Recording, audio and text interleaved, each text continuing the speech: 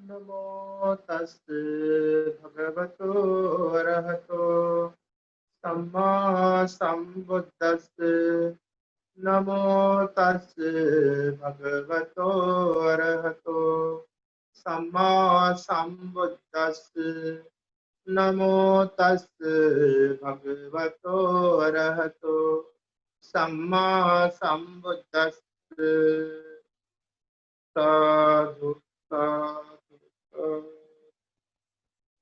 आमचे पूजनीय गुरु महंतीजींना आमचं नमन करू. विश्ववंदनीय बोधिसत्व प्रभूजीनी डॉक्टर बाबासाहेब आंबेडकरांना अभिवादन करू.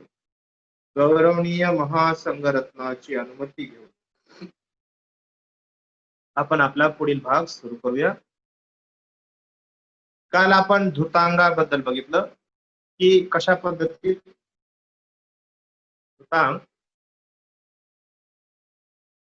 जे उपासक असतात, ज्या उपासकांना ह्याच जीवनामध्ये ज्ञानाचा साक्षात्कार होतो, चार आर्य सत्याचा साक्षात्कार होतो. आणि काही असे आहेत की ते ग्रहत्याग करून भिक्षू होऊन कठोर अशा धुतांग व्रताचं पालन करून ते निर्वाणाचा साक्षात्कार करतात. मग राजा मिलिंदाचं म्हणणं आहे की जर एखादा व्यक्ती ग्रस्त राहून त्या परमोच्च अशा परम निर्वाण पदाला प्राप्त होऊ शकतो, तर हे धुतांग पालन करण्यात काय अर्थ आहे? त्यावेळेस भंतीजींनी फार सुंदर प्रकारे त्यांना उदाहरण दिलं. धनुर्धराचं उदाहरण देऊन त्या भंतीजींनी त्यांना समजावून सांगितलेलं आहे.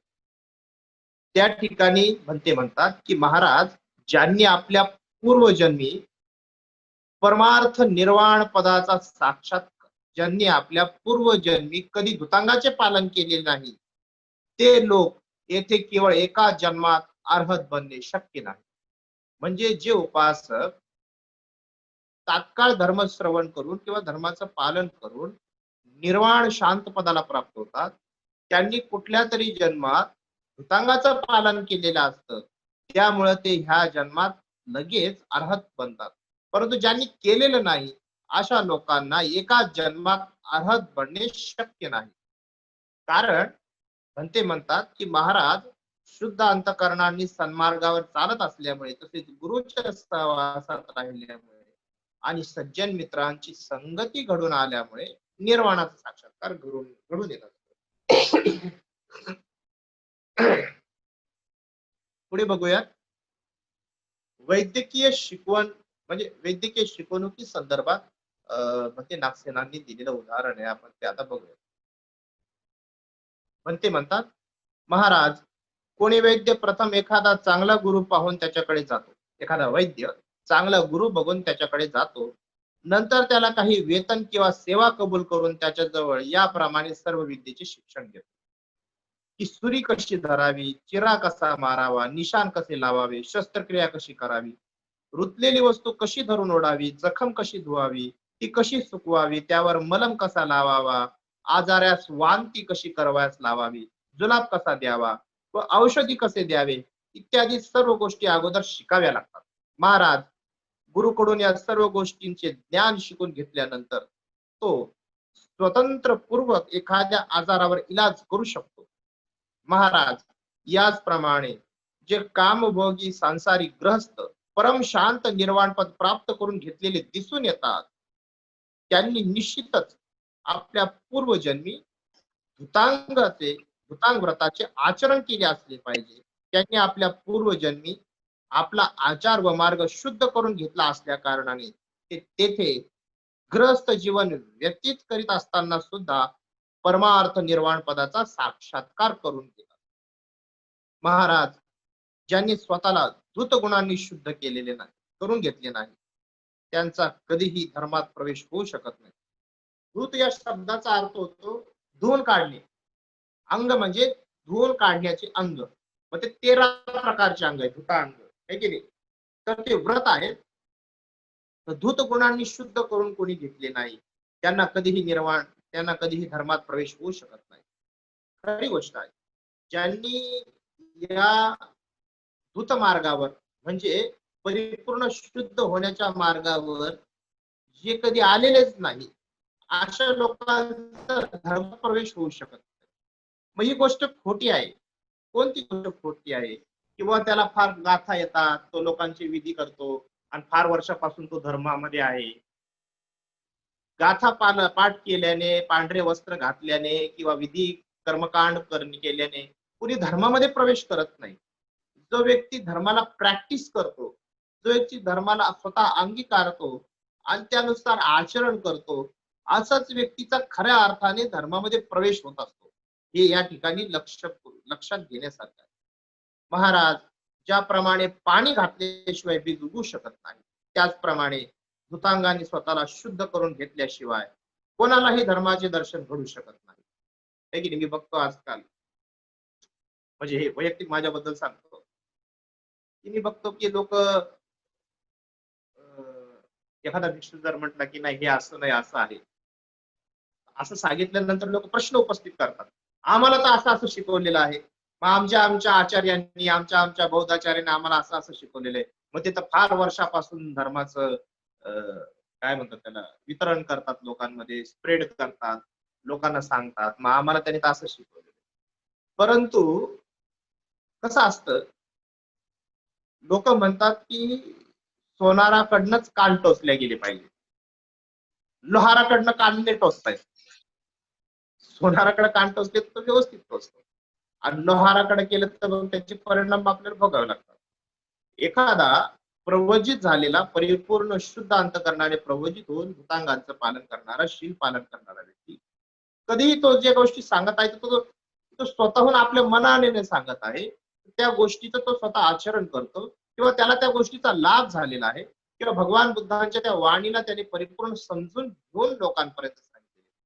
त्यामुळेच ते व्यवस्थित पद्धतीचं आहे, ते योग्य आहे, अचूक आहे. त्यात कुठल्या प्रकारची शंका घेण्यासारखं नाही. म्हणून बीज घातल्याशिवाय अंकुर येऊ शकत. त्याचप्रमाणे धूत गुणांनी स्वतःला शुद्ध करून घेतल्याशिवाय कोणालाही धर्माचे दर्शन घडू शकत नाही. महाराज, पुण्यकर्माशिवाय चांगली गती मिळू शकत नाही. पुण्यकर्म केल्याशिवाय चांगली गती प्राप्त होऊ शकत नाही. त्याचप्रमाणे धृतगुणांनी स्वतःला शुद्ध करून घेतल्याशिवाय धर्माचे दर्शन घडू शकत नाही. महाराज, समस्त जीवांचा समस्त जीवांचा महापृथ्वीचा आधार घेतलेला आहे. समस्त जीवांनी महापृथ्वीचा आधार घेतलेला आहे. तसेच मुमुक्षाकरिता धुतांग आधार आहे. व्यक्तींसाठी, भिक्षूंसाठी, मुमुक्षांसाठी हा धुतांग काय आहे? जसा महापृथ्वी जीवांचा आधार आहे, तसा मुमुक्षांसाठी धुतांग हे आधार आहे. मुमुक्षांना धुतांग म्हणजे पाण्यासम क्लेश रूपी मळ धुवून काढण्याकरिता साधन आहे. क्लेश रूपी काटेरी झुडूप जाळून त्याची राख करून टाकण्याकरिता अग्निप्रमाणे आहे. क्लेश रूपी धूळ उडवून टाकण्याकरिता धुतांग म्हणजे वाऱ्या समान आहे. क्लेश रूपी रोग दूर करण्याकरिता औषधा समान हे धुतांग आहे. क्लेश रूपी विष उतरवण्यासाठी अमृता समान हे औषध आहे. भिक्षूंना उपयुक्त गुणांचे उत्पन्न घेण्यासाठी शेत समान आहे. सर्व फळ प्रदान करणारा मणी आहे. भवसागर पार करून जाण्यासाठी नावे समान आहे.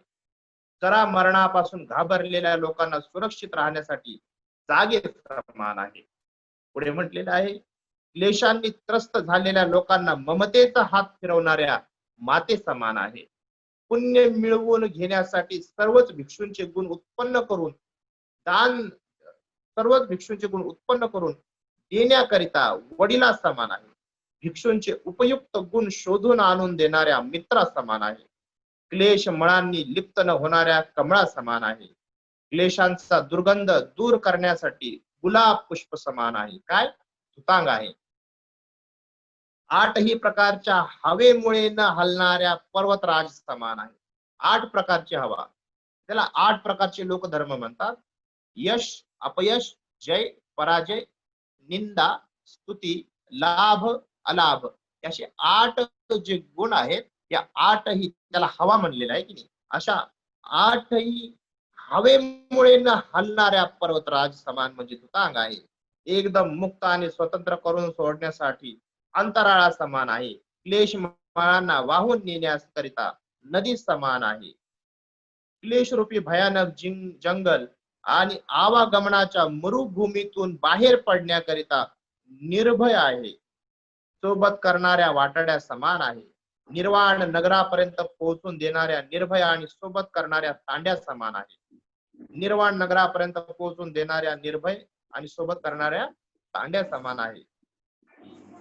संस्काराचा खराखुरा स्वभाव गुण दाखवून देणाऱ्या स्वच्छ आरशाप्रमाणे आहे. देशरूपी तलवार आणि काठीचे वार झेलून घेण्यासाठी ढाली समान आहे. तिन्ही प्रकारच्या तापास थंड करण्याकरिसाठी शीतचंद्र समान. तीन प्रकारचे ताप, राग, द्वेष, लोभ, हे तीन प्रकारचे ताप आहे. त्याला चंद्र समान शांत करण्यासाठी आहे. मोहरूपी अंधकाराचा नाश करण्याकरिता सूर्य समान आहे. श्रामण्य गुणरूपी रत्नाकरिता महासागरा समान आहे. म्हणूनच धुतांग इतके अनंत गंभीर आणि महान आहेत.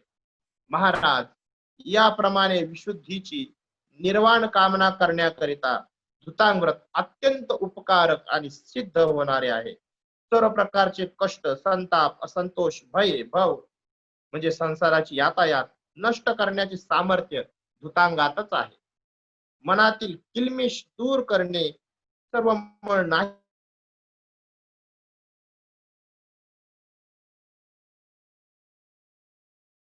मोह तसेच अभिमानास पळवून लावणारे, आत्मदृष्टी श्रम घालून समस्त पापांची मुळे कापून टाकणारे असे धुतांगच आहे.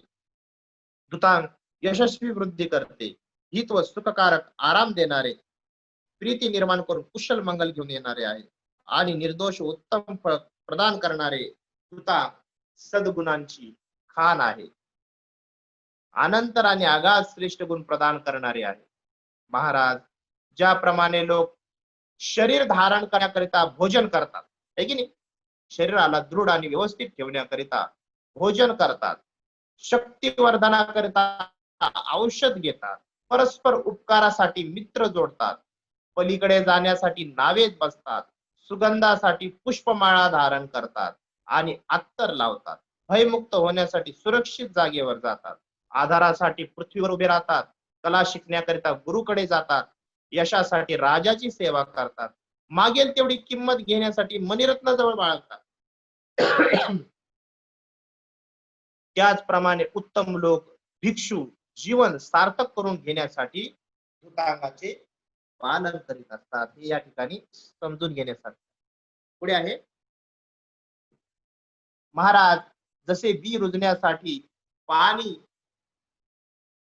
जाळण्यासाठी अग्नी, शरीरात शक्ती येण्यासाठी भोजन, बांधण्यासाठी वेद आणि कापून काढण्यासाठी कोयता, तहान शमवण्यासाठी पाणी, हिंमत वाढवण्यासाठी पैशाचे भांडार, नदीच्या पलीकडे जाण्यासाठी नाव, रोग नष्ट करण्यासाठी औषध, आरामात प्रवास करण्यासाठी वाहन, भयापासून बचावासाठी सुरक्षित स्थळ, रक्षणासाठी राजा, लाठी, दगड, तीर व भाल्याचा वार रोखण्यासाठी ढाल, शिकण्यासाठी गुरु, पालन करण्यासाठी आई, रूप पाहण्यासाठी आरसा, शोभेसाठी अलंकार, शरीर झाकण्यासाठी वस्त्र, छतावर चढवण्यासाठी शिडी, छतावर चढण्यासाठी शिडी, तोलून घेण्यासाठी तराजू, जप करण्यासाठी मंत्र, दुसऱ्याने दिलेल्या धमकीपासून स्वतःला वाचवण्यासाठी शस्त्र, अंधार दूर करण्यासाठी प्रदीप, उष्णता दूर करण्यासाठी हवा, पैसा मिळवण्यासाठी कौशल्य, जीव वाचवण्यासाठी औषध, रत्नासाठी खान, अलंकारासाठी रत्ने, सोने इत्यादी पालन करण्यासाठी आज्ञा आणि दुसऱ्यांना वश करण्यासाठी सद्गुण आहे. त्याचप्रमाणे श्रामण्य रूपी बीज रुजविण्यासाठी धुतांग्रत, तसेच क्लेश रूपी मळ जाळून टाकण्यासाठी, भ्रम आणि शंका मिटवण्यासाठी, तृष्णेची व्याकुळता नष्ट करण्यासाठी, ज्ञानाचा साक्षात्कार करून घेण्यासाठी, पूर्ण विश्वसनीय स्थान म्हणजे चारही भयंकर नद्यांची धार पार करण्यासाठी, क्लेश रूपी रोग शांत करण्यासाठी, निर्वाण सुख प्राप्त करण्यासाठी, जन्म जरा क्लेश रूपी रोग शांत करण्यासाठी. इथं या ठिकाणी जे नद्यांचे चार धार सांगितलेली ना, जन्म, जन्म, व्याधी, म्हातारपण आणि मरण, हे चार त्या नद्यांची धार म्हटलेली आहे त्याला, बरं का, हे लक्षात. हृदय, जन्म, जरा, व्याधी, मरण, शोक, हृदय पिळून रडणे, दुःख, बेचैनी आणि संतापाच्या भयापासून वाचण्यासाठी, प्रामाण्य गुणांच्या रक्षणासाठी, श्रमण जीवनातील सर्व बाबी शिकून घेण्यासाठी, त्याचे पालन करण्यासाठी, समर्थ विदर्शना म्हणजे विपश्यना, मार्गफळ आणि निर्वाण, मार्गफळ आणि निर्वाणाकडे दर्शन घेण्यासाठी, सर्व जगात शोभा वाढवण्यासाठी, सर्व नरकांना झाकून टाकण्यासाठी, श्रामण्य फळाचे उच्च शिखर गाठण्यासाठी, वक्र आणि नीच चित्तास तोलण्यासाठी, वक्र म्हणजे वाकडे आणि नीच चित्तास तोलण्यासाठी, चित्त म्हणजे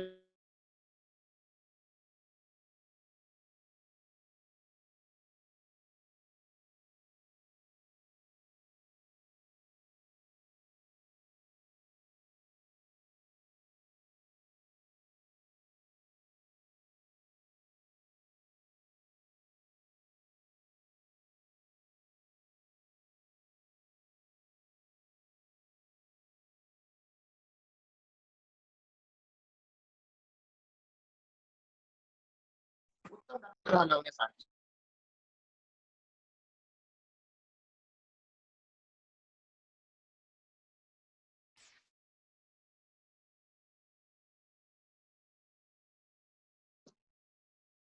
आवाज येतोय का? हो येतोय बंदीजी. हा, तर सामान्य भाव आर्य धर्म वश करून घेण्यासाठी धुतांग व्रताचे आचरण आवश्यक आहे. महाराज, एक एक धुतांग या सर्व गुणांच्या वृद्धीसाठी आहे.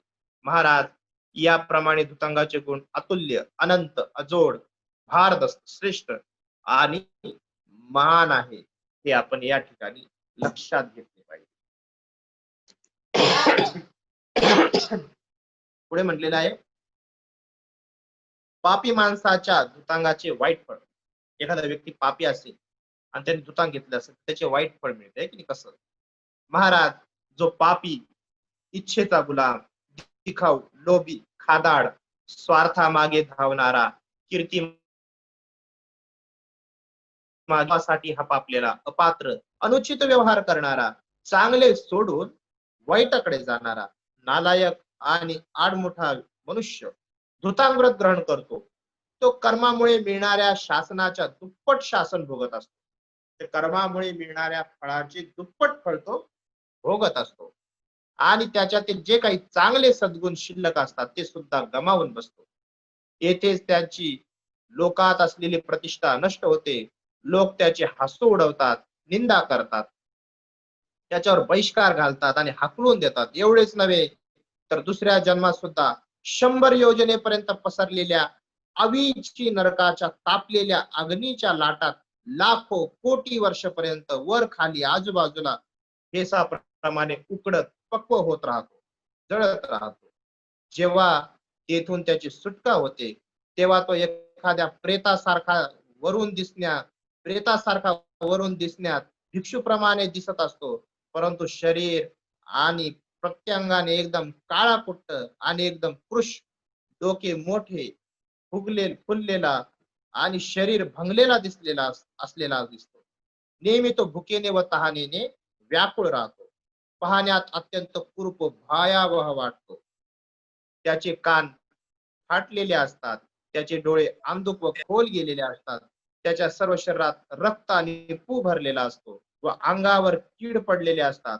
हवेने भडकलेल्या अग्नी समान त्याच्या पोटात अग्नी भडकत असतो, तरी पण त्याचे तोंड सुईच्या टोकाप्रमाणे बारीक असल्यामुळे त्याची तहान व भूक कधीच नष्ट होत नाही. हे प्रेत लोकांचं वर्णन आहे. तो स्वतःच्या बचावासाठी एखाद्या सुरक्षित स्थळी सुद्धा पळून जाऊ शकत नाही. त्याला वाचवणारा कोणी सहाय्य करता लाभू शकत नाही. अत्यंत दयनीय स्थितीत रडत व हुंदके देत राहतो. याप्रमाणे तो केवळ जगात हृदय पिळवटून आक्रोश करीत भटकत राहतो. महाराज, जर कोणी बेकार, निकम्मा, वाईट, नालायक आणि नीच मनुष्य राजाच्या गादीवर बसला, तर त्याला निव्वळ यातनाच आणि यातनाच भोगाव्या लागतात. त्याचे हात, पाय, कान, नाक कापले जातील. विलंग विलंगातील शंखमुंडी, राहुमुख, ज्योतिमालिका, हस्तप्रज्ञोपिता, एकवर्तिका, चोरसवासिका, इन्नेयक आणि बलिसमीक हाणपक, खापतच्छी, पलिध, पलिवत्ती, हे सगळे त्या काळात राजाद्वारे देणारे दंड आहे बरं का. पलालपेट इत्यादी राजदंड त्याला दिले जातात. उकडते तेल सुद्धा त्याच्या अंगावर शिंपडण्यात येईल. कुत्र्याद्वारे त्याचे लचके तोडले जातील, सुळावर चढवल्या जाईल आणि असेच नाना प्रकारचे दुःख त्याला भोगावे लागतील. हे दुःख का उत्पन्न होतात? एखादा व्यक्ती धुतांग धारण करून सुद्धा जर त्यानुसार वागत नसेल आणि अकुशल कर्म करत असेल तर त्याला अनेक प्रकारच्या दुःखांना पुढच्या जन्मात किंवा ह्याही जन्मात भोगायला भेटू शकतात. सुळावर चढवल्या जाईल आणि असे नाना प्रकारचे दुःख त्याला भोगावे लागतील. याचे कारण काय? तर हेच की तो निकम्मा, दुष्ट, बेकार, वाईट, नालायक आणि नीच असून सुद्धा एवढ्या मोठ्या आणि उच्च राजपदावर चढून बसला होता. त्याने आपल्या मर्यादेचे उल्लंघन केले होते. महाराज याचप्रमाणे जो पापेच्छुक, स्वैर, दिखाऊ, लोभी, खादाड मनुष्य धृतांगव्रत धारण करतो, तेव्हा तो आपल्या पूर्वीच्या दुष्ट कर्मामुळे भोगाव्या लागणाऱ्या दंडाच्या दुप्पट दंड भोगत असतो. आणि जे काही थोडे सद्गुण त्याच्यात शिल्लक राहतात, जे काही सद्गुण त्याच्यात शिल्लक राहतात, ते सुद्धा तो गमावून बसतो. तो कोणत्याही सुरक्षित जागी पळूनही जाऊ शकत नाही, त्याच्या सहाय्यार्थ धावूनही कोणी येऊ शकत नाही. तो अत्यंत दयनीय स्थितीत हुंदके देत रडत असतो. याप्रमाणे तो संसारात हृदय पिटाळून आक्रोश करीत भटकत राहतो, असं या ठिकाणी म्हणते नास्तिकांनी राजा मिलिंदास सांगितले. योग्य व्यक्तीच्या धुतांग पालनाचे उत्तम फळ, जो व्यक्ती योग्य प्रकारे धुतांगाचं पालन करतो त्याचे फळ, ते आपण आज नाही बघणार, उद्या बघणार आहोत, है की? कारण की तो विषय फार गंभीर आणि मोठा मोठा आहे धुतांगाचा. तरी सुद्धा हे धुतांग जो गुण आहे तो या 2-3 पेज मध्ये सामावू शकत नाही. विशुद्धी मग्गामध्ये त्याचं विस्तृत वर्णन आहे. विशुद्धी मग्ग नावाचा ग्रंथ आहे, त्याचं विस्तृत वर्णन आहे. तुम्हाला जर कोणाकडे उपलब्ध असेल तर तुम्ही ते वाचू शकता. एक कथा मी तुम्हाला सांगतो या संदर्भातलीच, की भिक्षुव्रत धारण करूनही जर त्याचे व्यवस्थित पालन नाही केलं तर काय फळ होतं. पूर्वी भगवान काश्यप सम्यक संबुद्धांच्या काळामध्ये, त्यावेळेस भगवान काश्यप सम्यक संबुद्ध होते. त्यावेळेस एक भिक्षू एका गावामध्ये राहत होता आणि अचानक त्याच्या गावामध्ये एक अरहत भिक्षू आले, परंतु त्याला कळत नाही की हे अरहत भिक्षू आहे म्हणून. तर आले, मग भंते म्हटले की मी आज दिवस तुमच्या इथं थांबणार आहे. अरहत भिक्षू म्हणले. तो भिक्षू म्हणाला ठीक आहे. मग एक उपासक तिथं आला. तो उपासक आल्यावर जे अरहत भिक्षू होते त्यांनी एक उत्तम अशा प्रकारची धम्मदेशना दिली. उत्तम अशा प्रकारची धम्मदेशना दिल्यामुळे त्या उपासकाला फारच आनंद झाला. त्यांनी कधी अशी व्यवस्थित धम्मदेशना ऐकली नव्हती. तर त्यांना फार मनाला बरं वाटलं. तर मनाला बरं वाटल्यामुळे तो म्हणाला की भंते, कृपा करून तुम्ही उद्याचं भोजन माझ्याकडे स्वीकारा, है की नाही? तुम्ही आणि हे निवासी भिक्षू जे दोघ जण उद्या माझ्याकडे भोजनाला या, अशी त्यांनी विनंती केली. तो उपासक निघाला. आता जो निवासी भिक्षू आहे त्याच्या मनात आला, अरे हा एकच दिवस आला आणि उपासकाने याला भोजनाला पण बोलवलं, उद्या असं होईल मला बाहेर काढून टाकतील आणि यालाच ठेवतील म्हणे, है की नाही? म्हणजे तोच इथला अधिपती होऊन जाईल, असं त्याच्या मनात वाईट विचार आला. मग दुसऱ्या दिवशी सकाळी त्याने काय केलं, तो निवासी भिक्षूने चिवर घातलं, हातात भिक्षा पात्र घेतलं आणि जे अरहत भिक्षू होते त्या अरहत भिक्षूच्या दरवाजावर जाऊन फक्त असं असं एक बोट टच केला, फक्त एकदा आणि दोनदा, जोरात नाही वाजवलं, असं दोनदा फक्त टच केलं आणि निघून आला. निघून आल्यावर भोजन बिजन घेतलं, भोजन झालं. भोजन झाल्यावर तो उपासक म्हणला भंते नाही आले, ते नवीन आलेले भंतीजी नाही आले. मग तो उपासक म्हणला, अहो काय म्हणे, मी किती दरवाजा वाजवला म्हणे, ते अजून झोपलेले आहेत म्हणे, है की नाही? त्याच्या मनात ते ईर्ष्या उत्पन्न झाली. तो उपासक काहीच बोलला नाही. उपासक म्हणाला ठीक आहे भंतीजी. भोजन झाल्यानंतर त्या उपासकाने मध आणि गुळ दिलं, है की नाही? म्हणजे असं आहे की भिक्षू 12च्या नंतर मध, गुळ असे पदार्थ घेऊ शकतो, इतर पदार्थ नाही खाऊ शकत, है की नाही? म्हटलं भंते तुम्ही हे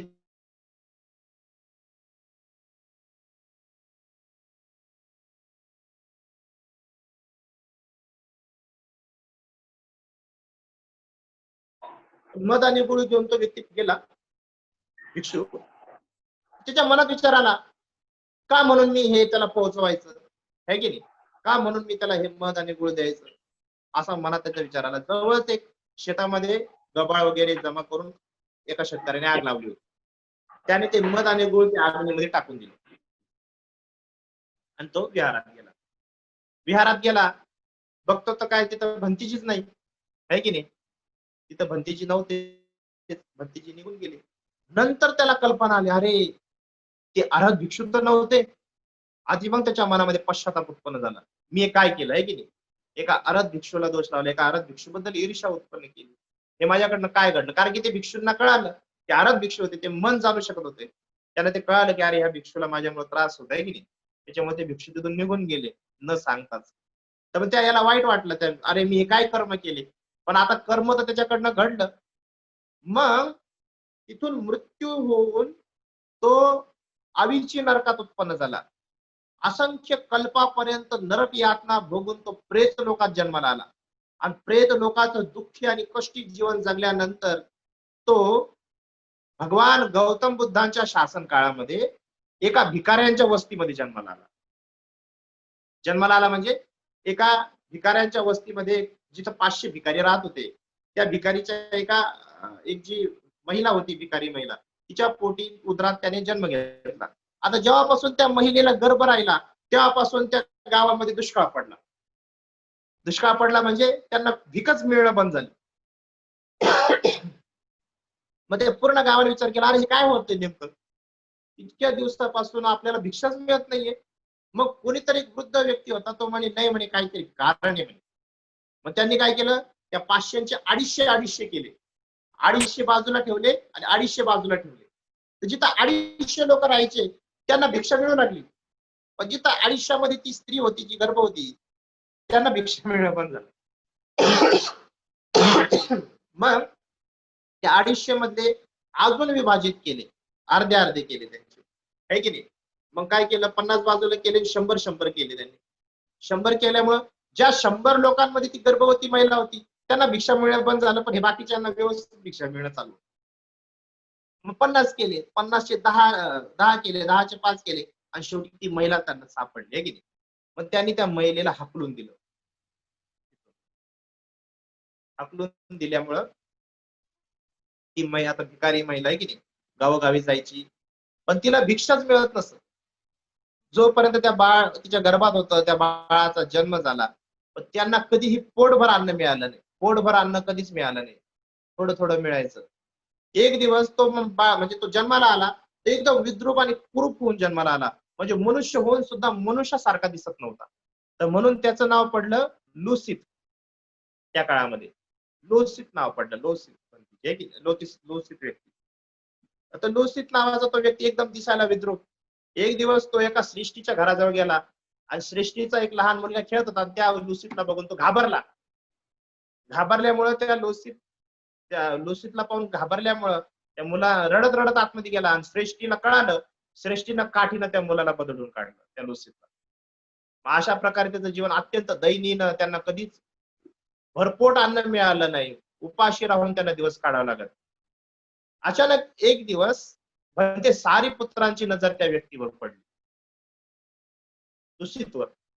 आणि मग लुसीतला बघितलं भंतेजींनी. तर त्या भगवान आता भंते सारीपुत्र फार दयावान व्यक्ती की फार महाप्रज्ञ आणि दयावान. तर त्यांनी त्या लुसीतला विचारलं, लुसीत भिक्षू होतोस काय. तर तो म्हणाला, आता एखाद्याला भिक्षू होण्याची संधी प्राप्त झाली की एकीकडे भिक्षा मागून जगण्यापेक्षा. तर हो म्हणे बनते. तर सारीपुत्र भंतेजींनी त्याला प्रवचित केलं. प्रवचित केल्यानंतर तो भिक्षू झाला. आणि मग आता भिक्षू झाल्यानंतर तो पात्र घेऊन गावात जायचा, लोक भोजन घेऊन यायचे प्लेटीमध्ये. सारीपुत्र भंतेजींना वाढायचे, पण त्यांच्या पाठीमागे येणार लुसीत आहे, तो भिक्षापात्र घेऊन यायचा. आणि जेव्हा भिक्षा पात्र उपासक टाकायला जायचे तर त्यांना ते पात्र भरलेलं दिसायचं, पण त्याच्यात काहीच नसायचं. पण उपासकांना दिसताना ते भरलेलं दिसायचं. त्यामुळं त्याला 3 दिवस झाले, 4 दिवस झाले, 5 दिवस झाले, 8 दिवस झाले, अन्नच भेटलं नाही. हे अर्हत भिक्षू सारीपुत्रांच्या लक्षात आलं, हे की नाही. 8 दिवस झाला माणूस उपाशी आहे. म्हणजे उपासकांच्या घरी गेल्यावर भिक्षापात्र घेऊन गेल्यावर वाढताना त्यांना आढळतं, अरे पात्र तर भरलेलं आहे, उपासकांना दिसतं, पण ऑलरेडी त्याचं ते पात्र खाली असतं. एक दिवस सारीपुत्र भंतीजींनी आपल्या पात्रातलं अन्न त्याच्या पात्रात टाकलं. भंतीजींनी त्यांच्या पात्रातलं अन्न त्याच्या पात्रात टाकलं आणि ते लगेच गायब झालं. मग सारीपुत्त भंतीजींना कळलं. मग सारीपुत्त भंतीजी एक दिवस सकाळी लवकर उठले, अंगावर चिवर धारण केलं, भिक्षापात्र घेतलं, गावात गेले. गावात गेल्यावर त्या दिवशी त्यांना फार प्रणित आणि उत्तम भोजन भेटलं. ते प्रणित आणि उत्तम भोजन घेऊन भंते कुठे गेले? त्या लुसीतकडे गेले आणि लुसीतला म्हणाले, हे घे, आता तू भोजन कर. त्यावेळेस त्याने हात पुढे केला, पण ते म्हणे नाही, म्हणे पात्राला हात नाही लावायचा, म्हणे पात्र माझ्या हातात राहील, म्हणे आणि तू भोजन करायचं. सारीपुत्त भंतीजीने पात्र स्वतःच्या हातात ठेवलं आणि मग लुसीत भंतीजींनी ते भोजन केलं. त्या दिवशी त्यांनी पोटभर भोजन केलं. कारण की सारीपुत्त भंतीजी महाप्रज्ञावान होते, आरत होते आणि महापुण्यशाली असल्यामुळं त्याच्या दुष्कर्माचा प्रभाव तिथं झाला नाही. त्या दिवशी त्याने पोटभर अन्न केलं, भोजन केल्यानंतर त्या ठिकाणी त्या दिवशी त्याच्या कर्माचा क्षय झाला, त्या सगळ्या पूर्वीच्या. आणि त्याच दिवशी त्याला अर्हत पदाचा लाभ होऊन लुसीत भंतेजींचं परिनिर्वाण झालं. अशी कथा आहे. म्हणजे जर तुम्ही हे व्रत धारण करून जर या व्रताचं पालन केलं नाही, या व्रताला व्यवस्थित प्रकारे धारण केले नाही, तर मिळणार कर्म दुप्पट होत असते, हे लक्षात ठेवा. कधी? या वस्त्रांमध्ये. म्हणून ह्या व्रतांचं, या नियमांचं फार व्यवस्थित पद्धतीत पालन केलं पाहिजे. हे आपल्या हिताचं आहे, सुखाचं आहे, है की नाही? हे आपण लक्षात ठेवलं पाहिजे. आज आपण ऐकलेल्या या महान पुण्यकर्माच्या अनुभवाने आपणा सर्वांना याच गौतम भगवान बुद्धांच्या शासनामध्ये उत्तम चार आर्य सत्य साक्षात करण्याचे भाग्य प्राप्त. साधु साधु साधु. सबिंती होय वाजंतु सर्वरोगो विनाशतु माते भवन्त्वन्तिराय सुखी दीर्घायुको भव. अभिवादनशीलं च नित्यं वट्टापचायिनो चत्तारो धम्म वर्धन्ति आयुवन्नो सुखं बलं. साधु साधु साधु. सर्वांना